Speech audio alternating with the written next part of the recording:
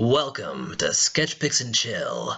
I'm your host, Mr. Chill. And I'm Pixie! We are unboxing and drawing one character each day for the Funko Pop Marvel Advent Calendar. And for day 10, we have the marvelous, magnificent, majestic Miles Morales.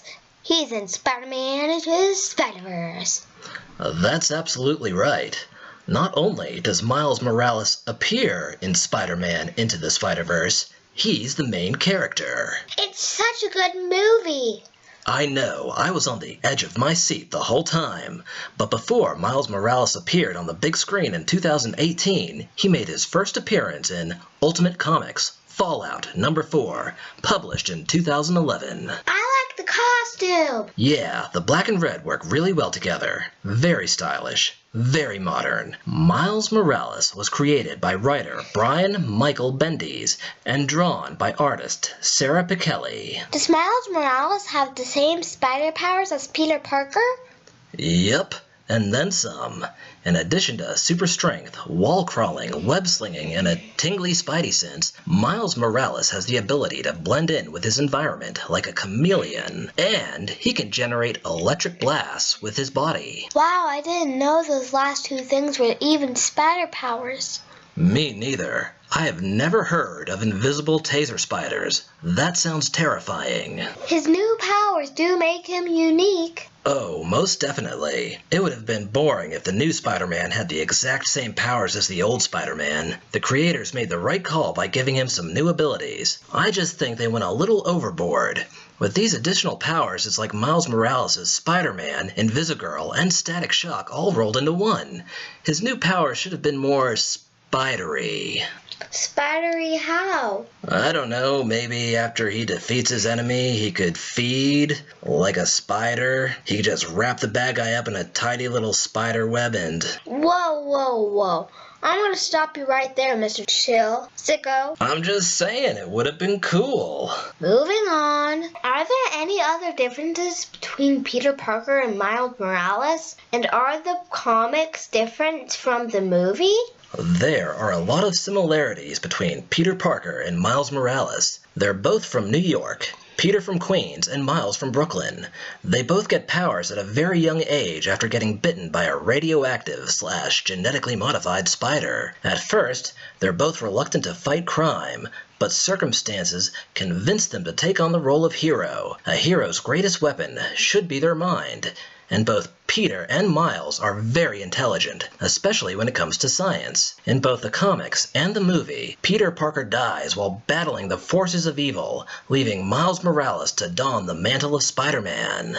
But Peter Parker is still alive in other universes. Well, that's what I love about comics. Parallel universes fix everything. Peter Parker is alive and well in a multitude of other parallel universes. But in this universe, we have Spider-Miles. And here's the star of the show in some concept sketches. It looks like he's following in all your sketches. I would imagine superheroing is just like anything else. It takes a lot of practice. Babies fall when they learn how to walk.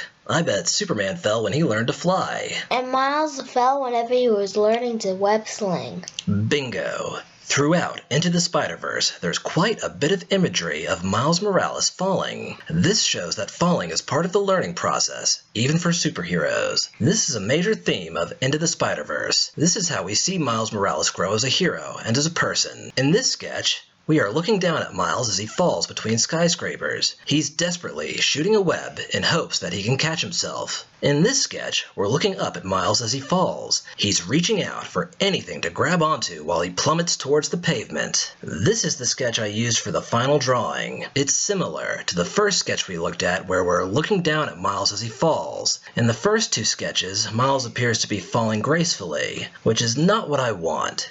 He's hundreds of feet in the air, he's hurtling towards the ground, he has no experience using his new powers. I don't want him to look graceful. I want him to look panicked. In this pose, his body is contorted. His arms and legs are flailing frantically. This is the clumsiness that any and every spider person would have to learn to overcome before becoming a hero. I wanted to draw Miles Morales working through this terrifying struggle. The skyscrapers are a nice touch. Why, thank you, Pixie. Ideally, skyscrapers should be drawn in 3-point perspective, but for a simple drawing like this, I figured I could get away with 1-point perspective. That sounds complicated. Perspective can be crazy complicated, but it can look crazy cool if you learn to do it right. There are plenty of videos out there that can teach you perspective, but this isn't one of them. I'm here to talk about Miles Morales, who's just about... Done? Yes, ma'am. That's it. For Spider-Man, Miles Morales. You kind of went heavy on the halftone. I did, yes. It is a bit much. You went a little overboard with Loki's halftone too. Yes, Pixie. Thank you for noticing.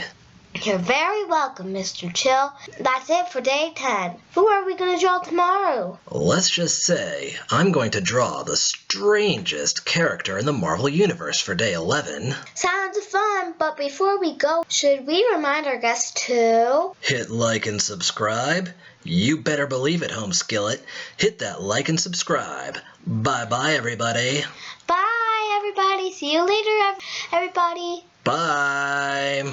See you later, amigos.